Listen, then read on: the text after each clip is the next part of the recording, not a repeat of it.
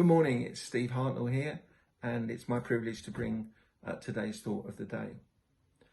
I don't know about you, but I mess up often, and I have to go back to Jesus, ask for forgiveness, and also the forgiveness of Janet and other friends. And if any of you I've upset, please will you forgive me. But what I take great comfort from in the Bible is that many of the major players in there, and even some of the minor ones, have all messed up. And yet God still uses them in mighty, mighty ways. And so don't let the things that you've done in the past stop you. God's grace will allow you to work with him. And one of my heroes doesn't have a name. She's the woman at the well, and her story can be found in the 4th chapter of John.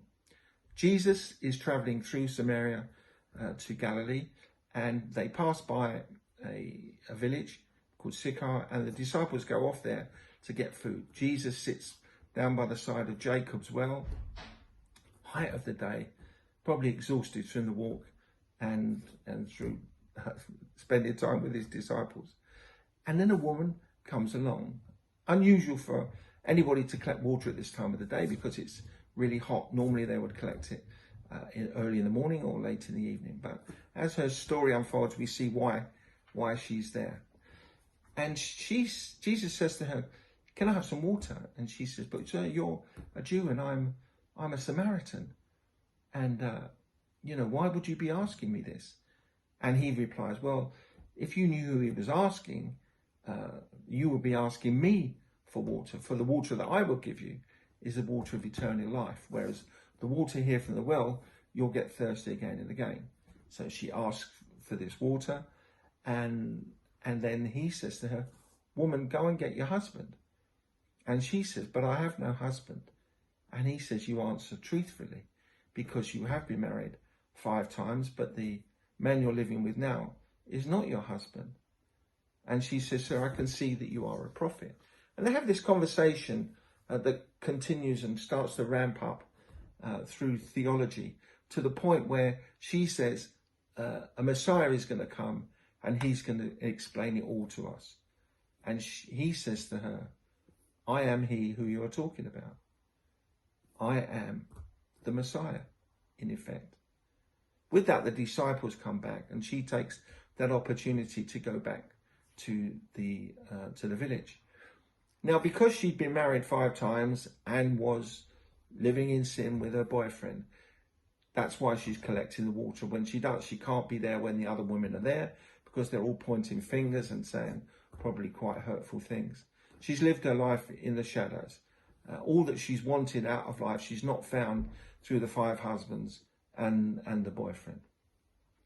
But something has happened to her. Her meeting with Jesus has transformed her. She's gone from this woman who walking in the shadows to someone in the height of the day proclaims to whoever's around, "Come and see this man. He has told me everything. He knows everything about my life. Could he be the Messiah?" And so this transformation in her is enough for them to understand and believe her and to go back and meet with Jesus. And then they speak with him, and then they say, "Can you stay a further 2 days?" Which he does. And we hear at the end of that time, most of them became believers. God used the lowest of the lower at that point. She was a woman, she was a Samaritan, she'd been married several times, she was living with her boyfriend. There was probably nobody lower in that village than her. And yet Jesus chooses her. And she goes back. The transformation in her is such that they believe and they come. And eventually they say, "We don't believe just because of what you said, although what you said drew us to Jesus, but we believe by what he said." And many of them, as I say, became believers. It's a great encouragement, isn't it?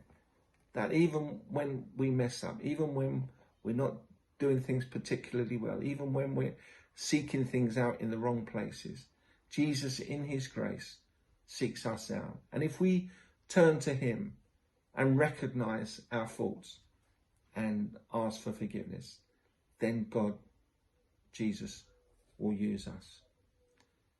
So please take this as an encouragement. I'm encouraged by it.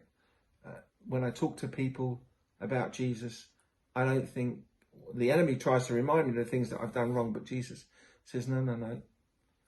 My death on the cross has saved you. You can say these things.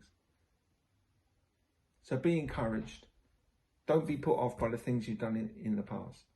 Allow yourself to be used by Jesus, and he will use you. Have a great day. Thank you.